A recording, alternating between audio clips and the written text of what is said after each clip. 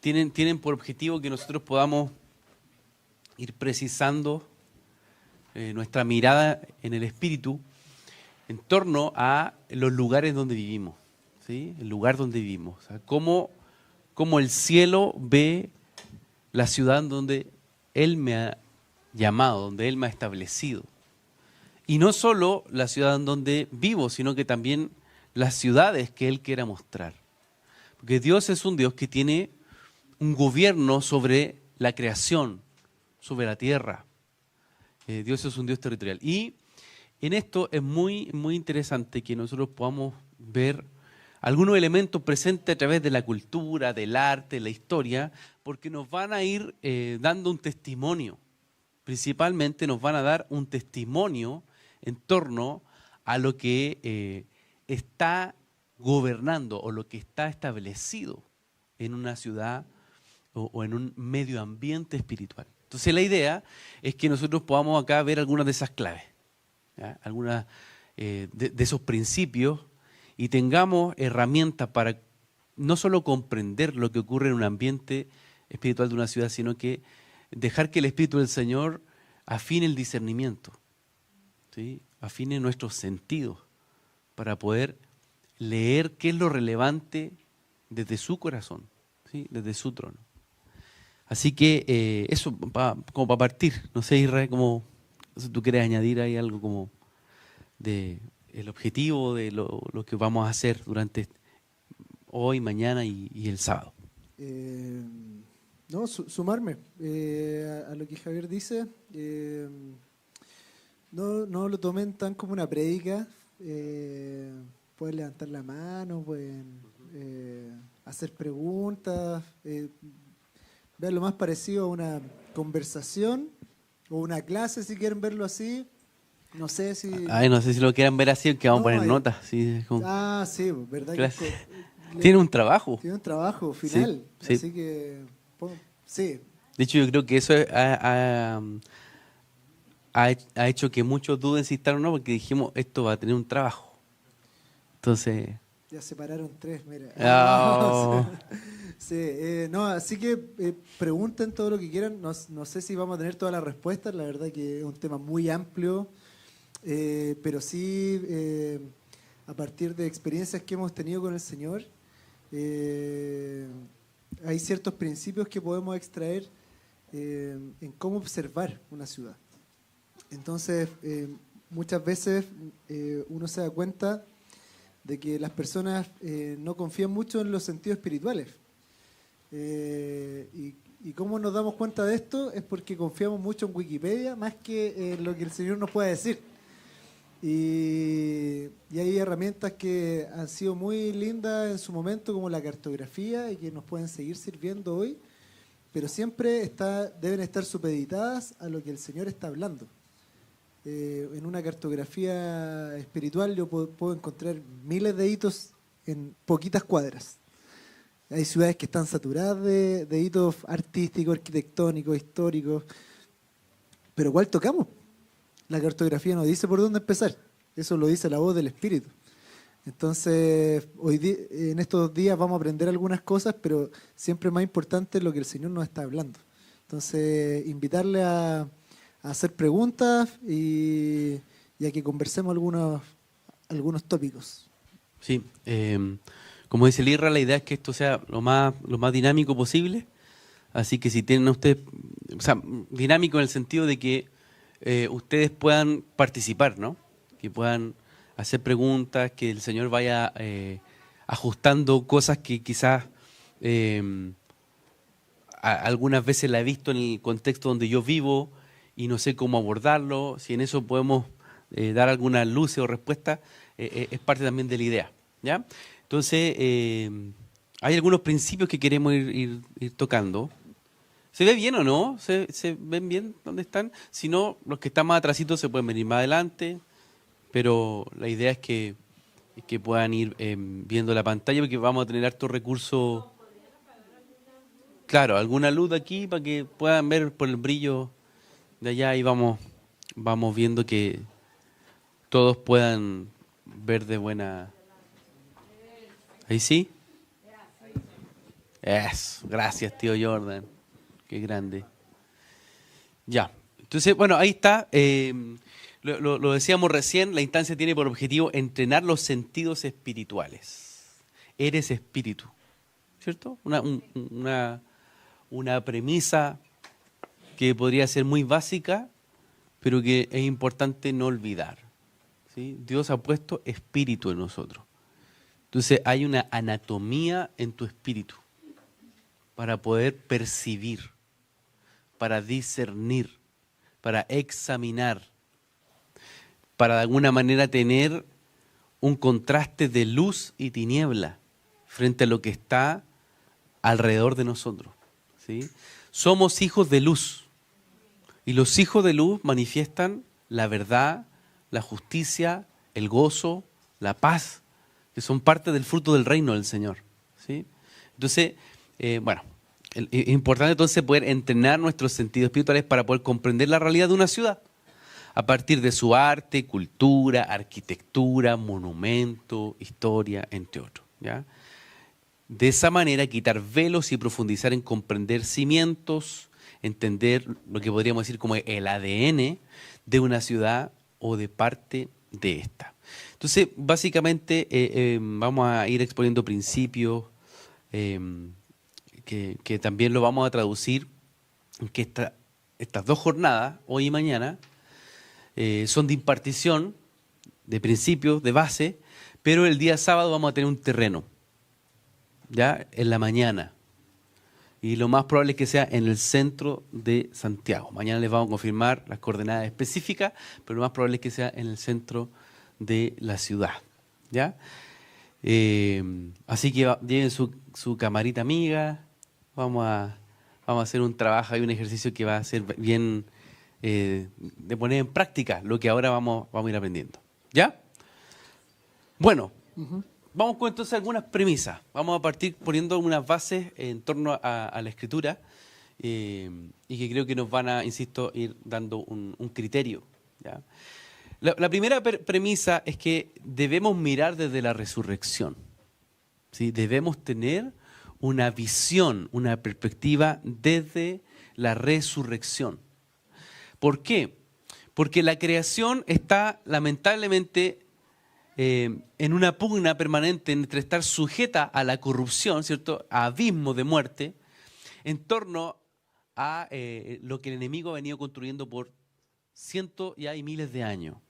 Eso se traduce en una cultura, es decir, una cultura de tiniebla, que parece ser algo normal, que parece ser algo que de alguna forma funcionamos sobre ello, ¿sí? Sobre normas, conductas, prácticas, formas de comer, formas de tratar al familiar, formas de entender una educación, ¿no? O de ir formando a otro. Todo esto está modelando entonces a un tipo de persona que funciona en torno a niveles de corrupción, a niveles de tiniebla. Bueno, la buena noticia es que los hijos de Dios han sido liberados de la esclavitud de corrupción. Entonces eso tiene que cambiar tu forma de ver, entre comillas, la realidad, ¿sí? O sea, tenemos un spoiler, por así decirlo, de lo que está a nuestro alrededor, porque el Espíritu de Dios, el Espíritu Santo, es a la vez el Espíritu de verdad. Y Él discierne el corazón y discierne lo que está a nuestro alrededor. Y nosotros tenemos entonces acceso a la verdad del Hijo en la medida de poder conocer tanto su palabra como tener una comunión permanente con Él, que se va revelando, ¿no? Se va revelando. Entonces mira lo que dice Efesios capítulo 4, 7 dice, pero a cada uno de nosotros se nos ha concedido la gracia conforme a la medida del don de Cristo. ¿Ya? Se te ha regalado, hay una gracia para ti, conforme a la medida del don de Cristo. Dice, por cuanto, dice, ascendió a lo alto, llevó cautiva una hueste de cautivos y dio dones a los hombres. Es decir, dio regalos, dio gracias, ¿sí? Dio libertad. Esta expresión ascendió, ¿qué significa? Sino que Él también había descendido a las profundidades de la tierra. El que descendió es también el que mismo ascendió mucho más arriba de todos los cielos para poder llenarlo todo. Hay dos elementos muy importantes aquí, condición y posición. Hay una condición en la cual Dios te mira. ¿Cuál? Resucitado. Saliste de un abismo. Saliste del abismo por el cual una civilización, una cultura estaba destinada a la muerte. Es decir, no estamos programados para vivir una cultura de muerte. No estamos programados para vivir una vida en torno a un sistema de esclavitud. ¿Por qué? Porque hay una condición en los hijos de Dios que han sido nacidos de nuevo y que significa que entonces hemos sido resucitados en Cristo. ¿Sí? Entonces estamos poniendo base, ¿no? Y lo segundo tiene que ver con la posición. Estamos en lugares altos. Entonces tengo una condición de resucitado y tengo una posición de estar juntamente con Cristo en los lugares celestiales donde Él ascendió, ¿sí? Él ascendió mucho más arriba de todos los cielos para poder llenarlo todo. Entonces tú vives permanentemente en el ascenso, estás en una ascensión permanente. ¿Me vas siguiendo? ¿Me vas siguiendo? Entonces no somos de la B, ¿no? No somos del descenso. Estamos en los lugares altos. Estamos en los lugares altos. Entonces, hay otro verso que aún es más decidor, que dice, si habéis pues resucitado con Cristo. Y es interesante esto porque no solo habla del nacer de nuevo, habla de la resurrección. O sea, si hemos resucitado con Cristo, buscamos entonces las cosas de arriba, ¿ya? Donde está Cristo, o sea, hay un lugar, hay un posicionamiento desde el cual afinamos nuestra mira. Y no tiene que ver con un culto, no tiene que ver con solo tus tiempos devocionales, no tiene que ver con tener solo adoración, tiene que ver con que nosotros permanentemente estamos donde está Cristo porque buscamos las cosas de arriba. ¿Sí? Me gusta mucho cómo está, y ahí lo puse en el inglés porque en el inglés está más literal en torno al original griego, que quiere decir sobre. A veces uno dice arriba y ve y solo tiene una perspectiva mucho más allá, ¿no? Pero en el inglés dice above, que es sobre. A ver, los vamos a graficar. Bueno, no les voy a hacer zumba ni esas cosas, ¿no? Pero arriba, cuando uno dice arriba, inmediatamente tu vista se va hacia allá, ¿no? En el inglés es muy interesante porque dice, seek those things which are above, es decir, estar sobre. ¿Sí? Estar sobre, estar mirando con Cristo sobre. Es decir, tu posición no está desde la tierra mirar arriba, no, está desde arriba estar sobre. ¿Me van siguiendo, no? Claro, desde acá arriba y no. Tengo una posición que es sobre y que está dada desde donde Él está sentado. ¿Me va siguiendo? ¿Sabe por qué esto es importante? Porque muchas veces cuando hacemos una lectura territorial o cuando hacemos una lectura de un proceso, nos pegamos desde aquí y pensamos que poner la vista en las cosas de arriba es desde mi situación terrenal. ¡Ay, Señor, allá! Cuando Él ya resucitó. Y en la resurrección nos hace estar sentado con Él sobre. Entonces yo pongo la mira a las cosas de arriba porque están aquí. Están en una morada, en una habitación donde el que habita al abrigo del Altísimo mora bajo su sombra. Es decir, estamos habitando donde el Altísimo habita. ¿Están acá o no? ¿Me va entendiendo algunos elementos? Entonces, ¿por qué esto es importante? Porque cuando miramos una ciudad, tenemos que quebrar dos elementos. Uno, en tratar de mirar desde la tierra. ¿Sí? Mirar a nivel tierra, la tierra. Eso no sirve. Necesito despegarme de la tierra. ¿Se entiende? Y mirar desde lo alto. Eso para cualquier situación en tu vida. Tenemos que aprender a mirar desde la resurrección. Tenemos que aprender a mirar desde sobre. ¿Sí? Que no tiene que ver con ser altivo, ¿no?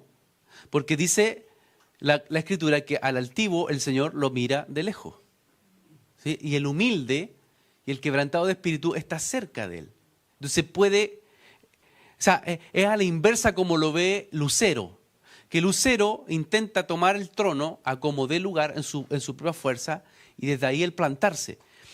La humildad, el quebrantamiento de espíritu, te hace caminar en la habitación del Altísimo.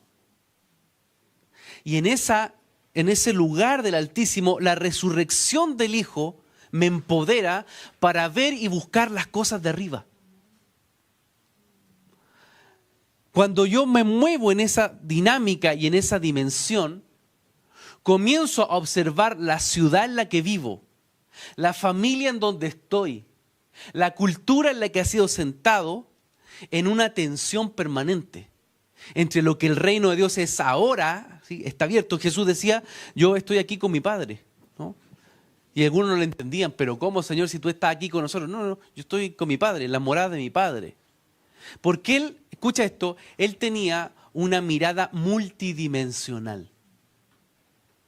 Multidimensional. Entonces necesitamos cambiar la perspectiva de mirar la tierra desde la tierra. Necesitamos mirar desde las alturas la tierra. Desde las alturas del Padre, lo que ahí está. Y lo segundo, y que queremos traspasar en ustedes, es aprender a entrenar y desarrollar una mirada multidimensional. Tengo a ver si lo tengo por acá. Perdón, yo a veces soy medio... Esto era. ¿Ven esto de aquí o no? ¿Saben lo que es eso? ¿Ah? ¿Cómo se...? Yo se lo compró, po. De hecho ya lo tiene aquí. No está aquí, es su holograma. ¿Cómo se llama? Apple Vision. Es una... claro, te pone eso en lente y usted comienza a ver inmediatamente las aplicaciones. Y imagínense, yo me pongo aquí la Apple Vision y digo, quiero contestar el WhatsApp, el Telegram, y lo veo, lo estoy viendo con los lentes aquí. Y empiezo... ¿Por qué este ejemplo? Este es un caso de mirada multidimensional. El tiempo en el que estamos es este. Por eso es que necesitamos mutar de solo la cartografía espiritual. Tienes que aprender a tener una mirada multidimensional de forma permanente. O sea, tú vas caminando y ves los cielos ahí. Y ves la dinámica de la tiniebla alrededor. Y tu corazón está permanentemente con esa visión del Padre. Vista abierta. Vista abierta. Dios está llamando a su iglesia a que tenga una vista abierta permanentemente. No solo a depender de una buena investigación que podemos hacer y está bien hecho, está bueno. Que podamos investigar la historia de nuestra ciudad, del arte, está perfecto. Pero por sobre eso, aún, por así decirlo, el mundo ya está en una etapa de una mirada multidimensional, ¿sí? Nosotros debemos aprender a integrar los múltiples recursos, las múltiples herramientas que Dios nos está entregando, nos está dando como hijos. Entonces tú vas a empezar a estar en tu camión manejando, estás en tu auto manejando, de repente vas a ver como esto, ¿no? Vas a comenzar a ver visiones específicas de lugares. Vas a llegar vas a pasar por la Plaza Monumento y vas a comenzar a no solo ver lo que ahí está establecido de forma meramente material, se va a revelar lo que está detrás de eso. sea, va a haber gente y como una aplicación, Dios te va a empezar a mostrar su corazón, sus traumas, sus situaciones profundas, dónde apretar, ¿sí? Dónde el cielo va a aperturar un fluir de libertad. Entonces, es muy importante que nosotros en este tiempo podamos entender, no solo a nivel racional, sino que entrenar, decir, Señor, permíteme mirar desde estos lugares. Yo quiero ver desde estos lugares, el lugar donde, la comuna en donde estoy. ¿Por qué San Bernardo se llama? ¿Quién es ese Bernardo? ¿Quién es O'Higgins? ¿Qué Bernardo es? Si soy de Viña, Valparaíso, bueno, y muéstrame lo que ahí está en tu corazón desde arriba. Entonces, no queremos menospreciar lo que ha sido un entrenamiento muy ligado a la cartografía para entender la ciudad, porque uno mismo ha sido entrenado en eso y doy gracias a Dios por esas bases, pero tenemos que mutar y avanzar en otras etapas, ¿se va entendiendo? Sí. En otras etapas. Y esto que estamos haciendo es un experimento de lo que hemos estado recibiendo con el IRRA para poder ir avanzando en nuevos paradigmas de cómo leer una ciudad. ¿Sí? De cómo leer una ciudad. Hemos tenido la bendición de estar en distintos lugares, en Europa, en Asia, o sea, en Asia, en África, aquí en América, y dejar que, de alguna manera, toda esa experiencia nos renueven a un nuevo entendimiento de cómo ver una ciudad. Entonces, el primer principio tiene que ver con esto, tiene que ver con la perspectiva de altitud, ¿sí? Que debemos tener nuestra mirada. Cuando yo voy a una ciudad, cuando enfrento un territorio o enfrento un problema cotidiano, necesito revisar en dónde estoy parado y en qué condición estoy yendo. Si estoy yendo bajo el mismo espíritu de esa ciudad, si veo que hay violencia, que hay corrupción, que hay inmoralidad, y yo estoy bajo ese mismo influjo, entonces me mandé un bajón fuerte. Y va a ser difícil que entonces yo pueda mirar desde otra atmósfera, porque me enganché a una mirada terrenal y necesito entonces mirar desde el trono. O sea, hay un primer principio.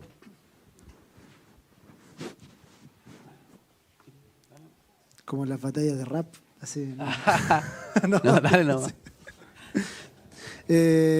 Sí, no, me parece muy importante lo que dice Javier.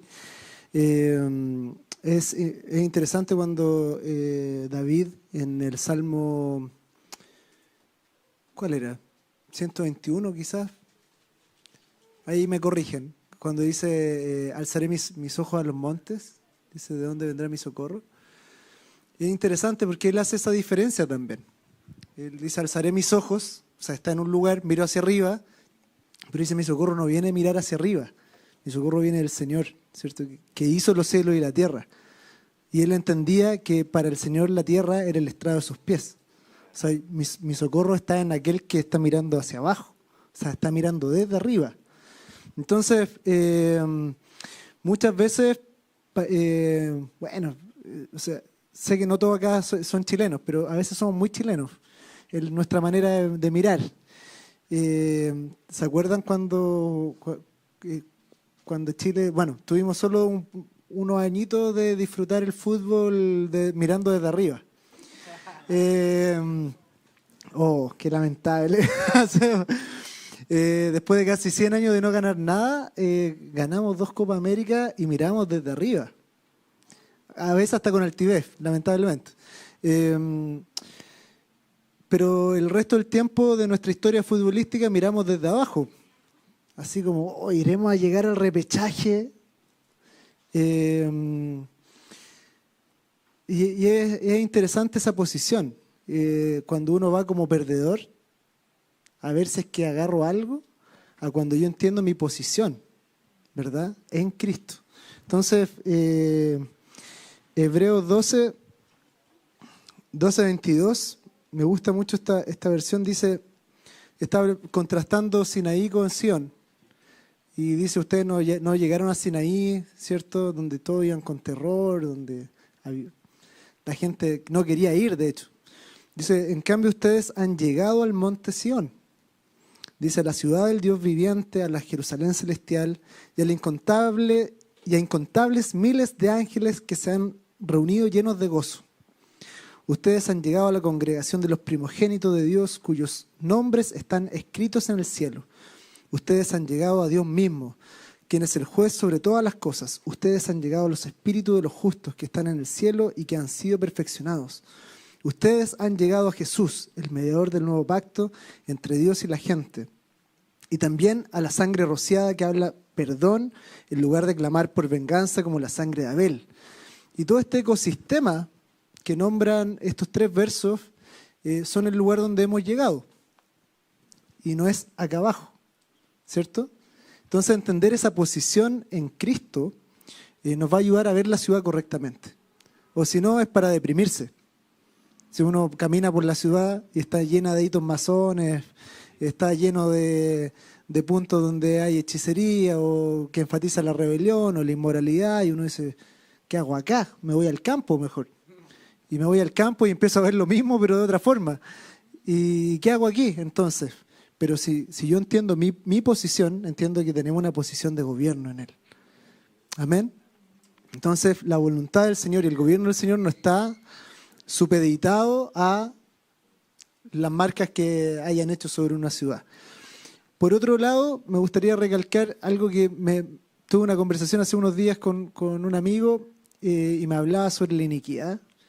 Yo lo escuché atentamente, tenía razón en varias cosas, y después me empezó, y le ponía bastante énfasis a ese tema, y después me hablaba de una de su abuelas. Me decía, oye, pero me empezó a contar como otro punto aparte, lo de su abuela. Y su abuela era una mujer de Dios tremenda. Entonces yo le decía, ¿te das cuenta de que uno se enfoca en la iniquidad y en las maldiciones generacionales y se olvida de las herencias del cielo? ¿Por qué valoramos más la iniquidad que las herencias del cielo? Tú no partiste en el -1, gracias a tu abuela. Partiste como en el piso 10. Y esa iniquidad es casi una rampa para seguir subiendo, nada más.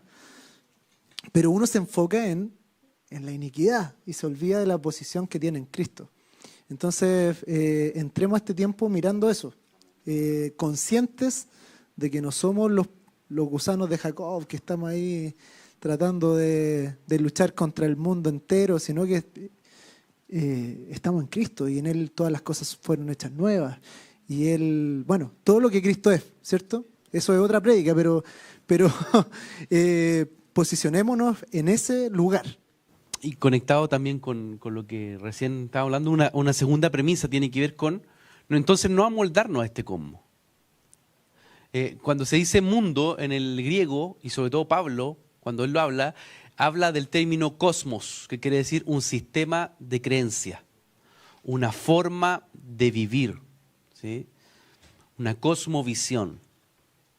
Entonces, si habitamos en la resurrección, si estamos en una posición de altura, entonces no nos amoldemos a este cosmos, ¿sí? No nos amoldemos. Dice, no os adaptéis a este mundo, sino transformaos mediante la renovación de vuestra mente, para que verifiquéis cuál es la voluntad de Dios, lo que es bueno, aceptable y perfecto.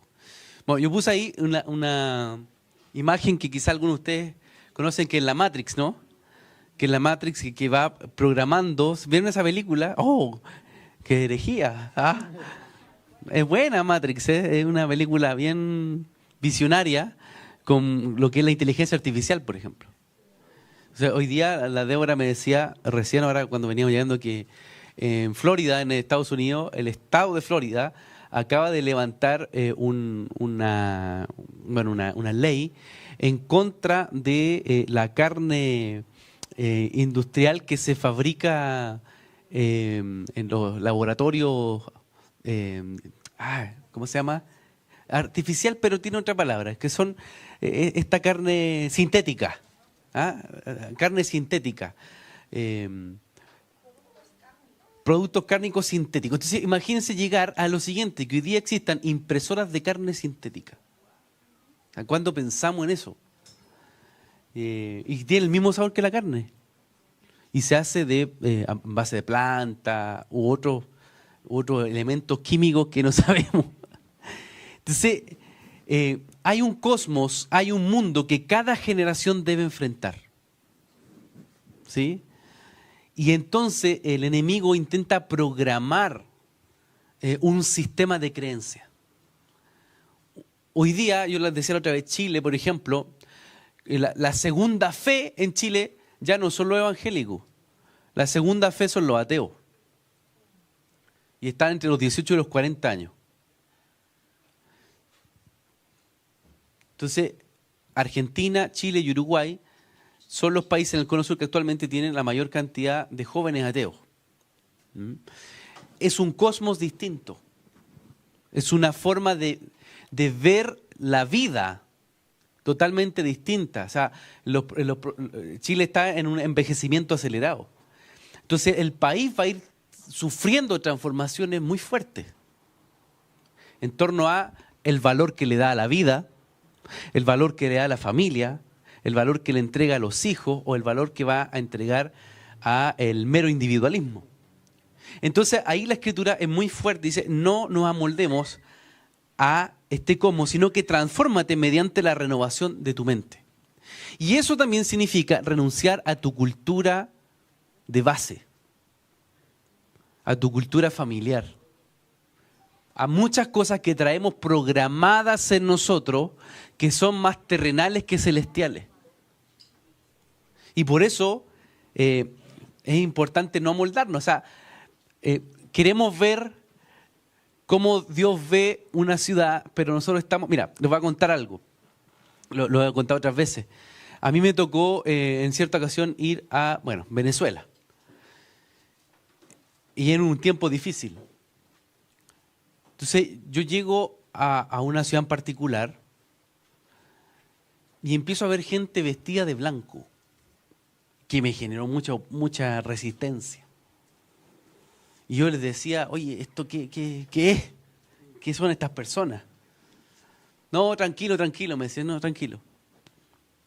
Hasta que se me acerca uno de esos vestidos de blanco y me dice, sabemos quién eres tú, my precious. Empieza así, manifestarse. Sabemos quién eres tú, sabemos a lo que vienes. Y yo le digo, ya, cuéntenme, ¿quién es estas personas? ¿Por qué las aceptan incluso dentro de las iglesias? Y eran sacerdotes babalaos. O sea, era tanto el nivel de tolerancia que era parte de la cultura ya. A mí eso me chocó. O sea, cómo hay medidas de justicia que se van torciendo por amoldarme a lo que la tiniebla va estableciendo en un lugar. Entonces, hay cosas que necesitamos desprogramar y hay otras que necesitamos quebrar. Dentro de eso también ver altares de migración espiritual que están asociados, ¿sí? China, Haití. O sea, van provocando no solamente, por así denominarlo, un intercambio cultural, sino que con el intercambio cultural también viene un intercambio de altares. Entonces, a mí me tocó estamos con conversación, dijo el Irra, así que estoy contando anécdotas. Me tocó en cierta ocasión ver gente que llegó y dice, venimos de la comunidad haitiana y queremos que por favor nos aprueben los sacrificios de animales en hospitales, de gallinas.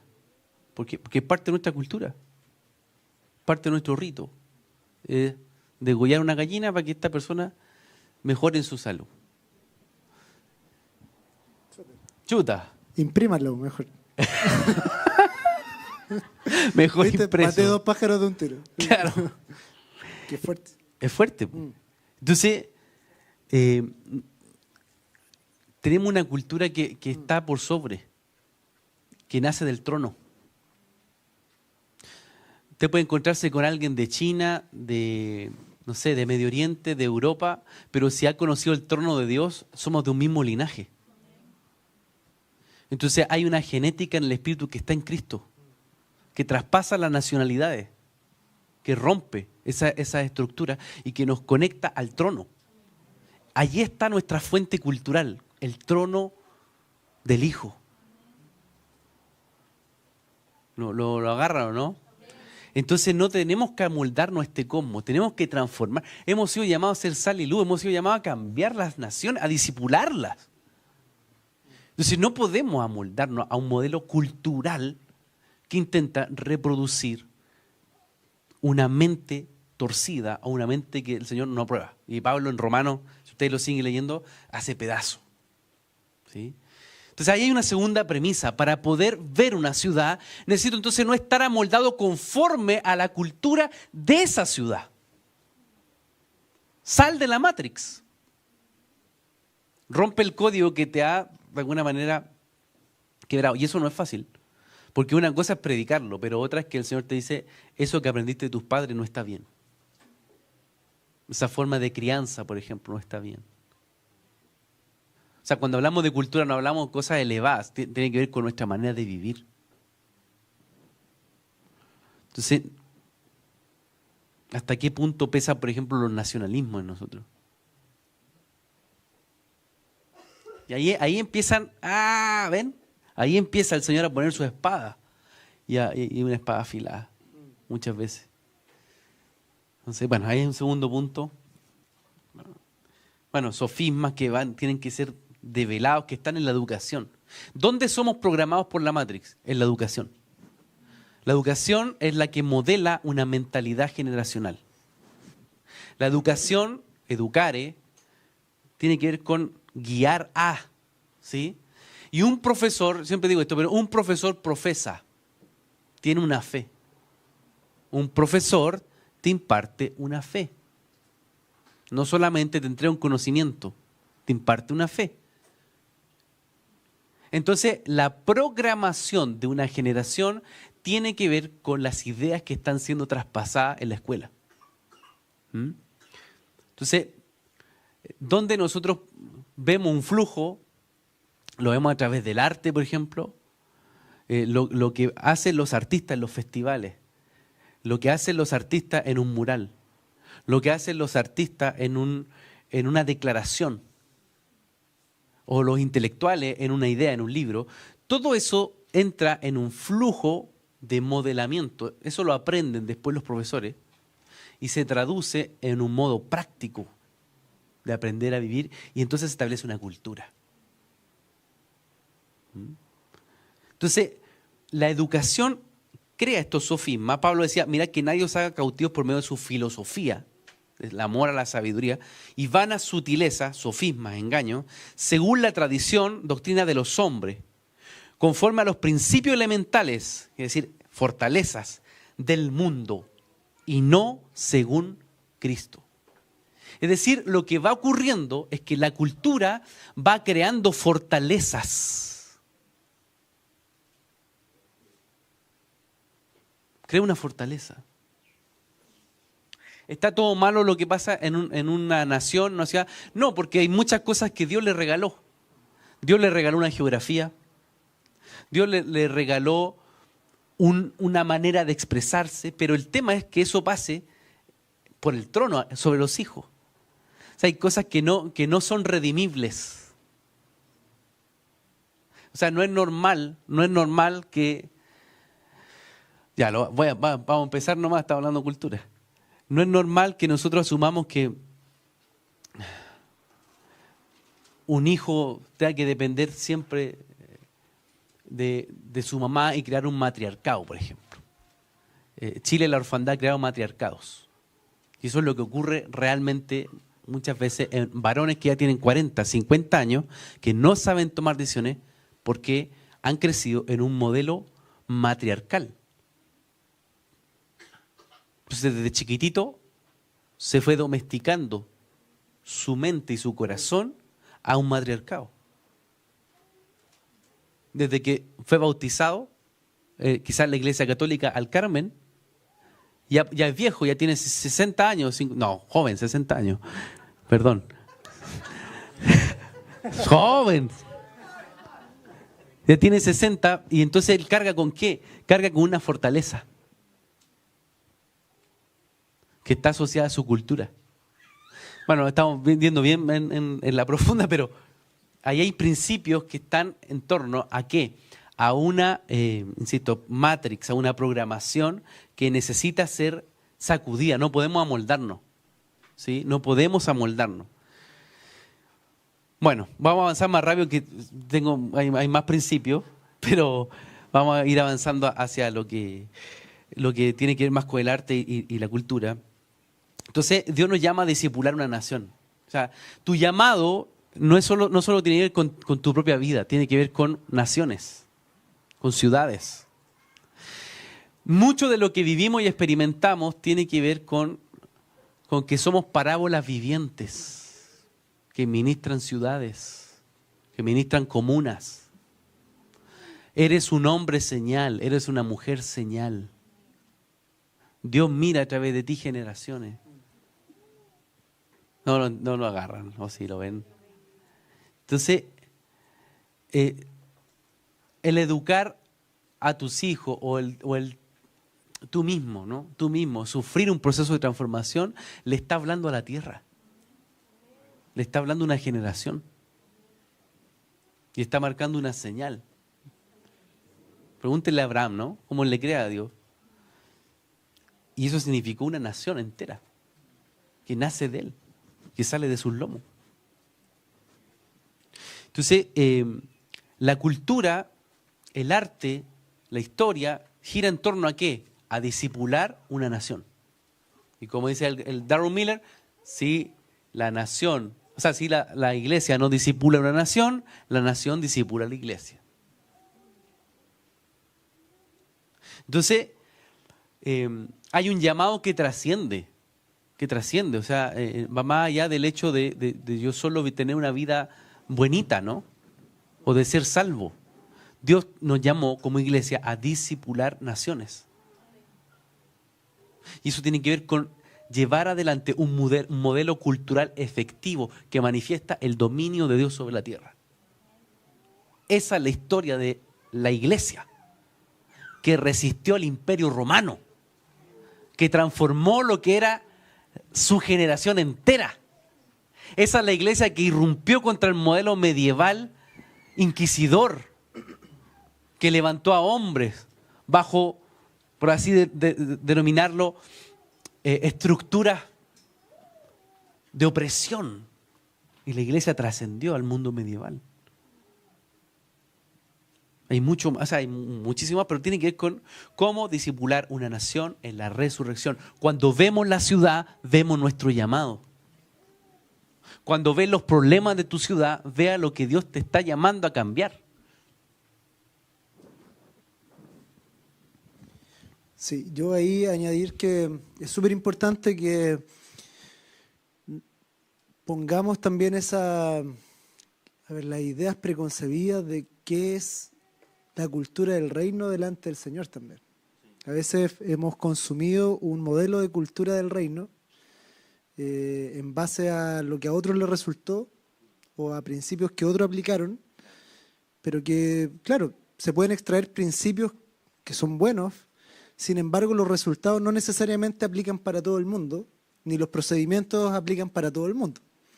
Entonces, los seres humanos somos muy buenos para armar métodos. Y cuando algo le resulta a otro, lo queremos importar. Y insisto con los chilenos porque es el caso que mejor conozco. Los chilenos parece que nos gusta resolver las cosas así. Oye, en Finlandia, ya, ¿cómo se hace en Finlandia? No, en Finlandia, no sé, hacen tal cosa así. Ya, pero no puedes replicar Finlandia en Chile, somos otra gente. Primero, el calor que tenemos aquí. Con el calor, imagínense, yo me acuerdo hace unos años, Noruega, estaban con ola de calor en Noruega. Los noruegos se iban al pasillo de los yogur en los supermercados que lo abrieron para que pudieran dormir. La ola de calor era de 25 grados. Imagínense, una resistencia al calor impresionante. Somos culturas distintas y no son aplicables las cosas de un lugar en otro porque su contexto no lo permite. Y espiritualmente pasa exactamente lo mismo. Hay territorios que tienen dones que propician que se den ciertas cosas y que crezcan ciertas semillas que en otro lugar no hay que hacerlo de la misma forma. Entonces, nos armamos un modelo que en cada época tratamos de imitarlo. Y ahí hay un problema. Porque cuando empezamos a imitar otros modelos, empezamos a anular los dones que el Señor le dio a esta tierra. Entonces, si yo pienso que, a ver, por ejemplo, doy un ejemplo práctico. Los misioneros jesuitas que llegaron a la Patagonia, bajo su idea, los patagones estaban pecando. Así que les pusieron jeans. Bueno, no sé si jeans, pero le pusieron ropa. Y con la ropa mojada se resfriaron y murieron. Así de sencillo. Mataron un montón de gente por la idea preconcebida de qué era lo bueno y malo para ellos. Los misioneros cristianos después le empezaron a poner jeans a la gente en la India, en África, pensando que era la forma de. Todos andamos con jeans. Y no digo que tengamos que vestirnos como los pueblos originarios, no, para nada. Pero a veces hacemos la convalidación de vestimenta de acuerdo a lo que está funcionando en otro lugar. Vean a los mormones. ¿Han visto un mormón de rojo? Imposible. ¿Han visto un mormón de verde? No, jamás. ¿Han visto alguno que no tenga camisa blanca? De hecho, todos tienen camisa blanca. Pantalón beige o negro y sería. Y corbata. Y zapatos. Yo nunca he visto uno con zapatillas. De ahí en el dicho, más sudado que zapato mormón, dicen por ahí. Que patita mormón. Claro, porque él tiene muy arraigado el modelo de las misiones, sean jesuitas o sean cristianas protestantes, de imponer también una vestimenta. Entonces, ¿qué pasa cuando vemos una congregación en California que le va muy bien en las redes sociales y que tiene 5.000 personas en un culto? Y de repente vemos que en la India hay una congregación que canta las mismas canciones que una congregación de California. Y uno dice, oh, pero señor. Y cuando miramos acá en Chile decimos, oye, estamos cantando lo mismo que en California también. Y con la misma ropa. Y buscamos la misma estética. La pantalla gigante atrás, LED, con las canciones atrás, con un tipo de ropa, con un tipo de guitarras. Y uno dice, oye, pero estamos replicando de nuevo lo mismo. El Señor, ¿qué onda? ¿Armó moldes? ¿Habrá armado ladrillitos de nuevo? No, pues. Bueno, extraigamos los principios quizás, pero no tenemos por qué asumir que lo que se hace allá hay que hacerlo igual acá. Ese ya empieza a ser una forma de viciar cosas que el Señor quiere mover en una nación para una generación. Entonces, es necesario que pongamos estos paradigmas delante del Señor también. Es decir, Señor, pésalo. ¿Qué dejo de esto? ¿Qué saco de esto? Quizás me deje la mitad, quizás me deje el 1%. Y no, era solo esto. Lo demás, Él quiere darme algo nuevo. Y nos estamos perdiendo por culpa de ese comportamiento, ese verso que dice, esa promesa que dice, cosas que ojo no vio, ni que oído yo, ni han subido corazón de hombre, son las que Él tiene preparadas para los que le buscan. Amén. ¿Queremos eso o queremos seguir copiando? Entonces, pongamos de nuevo sobre la mesa los diseños, los modelos, los buenos, los no tan buenos, y digamos, Señor, déjame lo que tú quieras. Abraham salió de su ciudad. ¿Podremos salir de un cosmos? ¿Podremos salir de un orden? Quizás no involucre salir de Maipú, pero sí involucra salir del cosmos de Maipú, del orden de Maipú. No, buenísimo, porque yo creo que hay elementos que son claves y tiene que ver, quizás más adelante lo vamos a ver, pero tiene que ver con los dones redentivos. O sea, ¿qué es lo que tú debes identificar de una ciudad? El don por el cual Dios creó esa ciudad. Entonces yo trabajo para alinear una ciudad conforme a su llamado. tal cual Dios te llamó a ti, por ejemplo, en un llamado específico, y eres funcional en un propósito, sin imitar lo que está alrededor, sino que viendo lo que Dios depositó como una semilla original. Entonces, cuando nosotros vemos la ciudad, sencillamente hemos estado dando unas primeras pinceladas, ¿no? Una premisa. Necesitamos entonces tener una perspectiva desde arriba. Necesitamos sacudirnos de un molde, desprogramarnos de un molde donde se han levantado fortalezas en base a donde ahí mismo crecimos. Y tenemos entonces también que ver una ciudad como un desafío de transformación en la medida de nuestro llamado, que tiene que ver con discipular una nación. Estos versos son para mí trascendentales y claves en cada uno de los hijos, porque el Señor está hablando después de la resurrección. Dice que llama a los discípulos a un monte, los hace subir, adoran, ¿no? La adoración trae revelación, ¿sí? Entonces suben a un lugar alto, ese es un altar, Jesús mismo está en ese altar, adoran al Señor, y entonces el Señor, ¿qué desata sobre ellos? Autoridad. Autoridad. O sea, aquí hay una llave poderosa que tiene que ver con cómo un altar, que es Cristo mismo en ese monte, se abre en una atmósfera de adoración, ¿sí? De devoción, de reconocer quién gobierna. Ahí está su trono. Y eso habilita la autoridad de Dios. ¿Para qué? Dice, dada en el cielo y en la tierra. Esto rompe la estructura gnóstica. ¿Qué es la estructura gnóstica? Es decir, Dios solo nos bendice en las cosas de arriba. Las cosas de arriba son importantes. No, las cosas de arriba están aquí. Estamos en medio de. El Señor gobierna sobre cielo y sobre tierra. A Dios le importa la tierra. Amén. Le importa el medio ambiente. Le importa cómo va progresando una comuna, una ciudad. A Él le interesa. Y lo relevante es que nos da autoridad. Porque Él tiene autoridad sobre cielo y tierra. ¿Esto significa construir teocracia? No. Porque su reino no es de este mundo, pero incide en este mundo. ¿Se entiende? Su reino no funciona a la lógica de este mundo, de este cosmos. Su reino está en medio de nosotros, transformando desde el corazón a lo que está alrededor.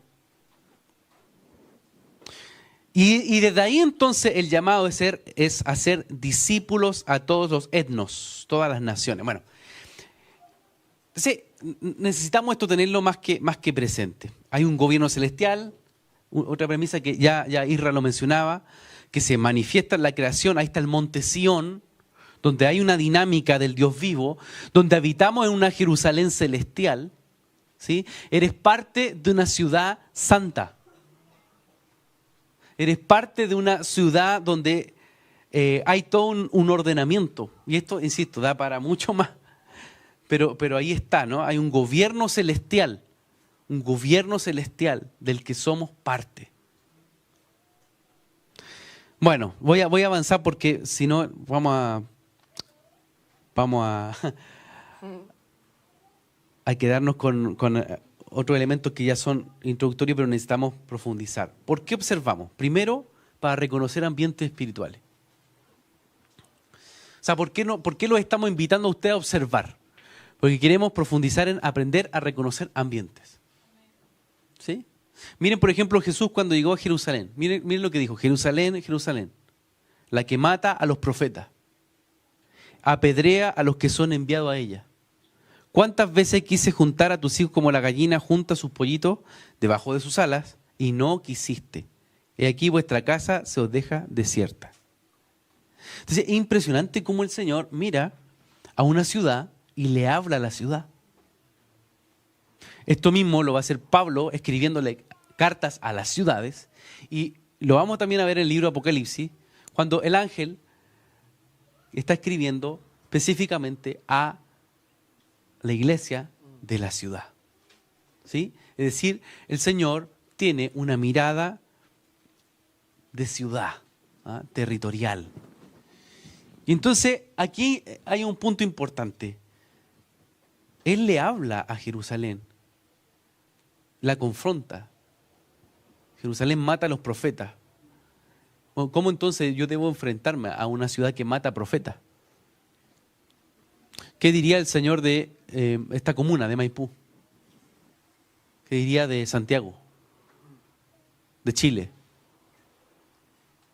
Entonces, cuando observamos, nosotros tenemos que tener presente el reconocimiento de qué es lo que el cielo habla y dice de esa ciudad. Ese es un punto muy importante, ¿ya? Observamos para oír lo que el cielo habla y dice de esa ciudad. No lo que yo sé de esa ciudad. No todos los antecedentes que yo tengo.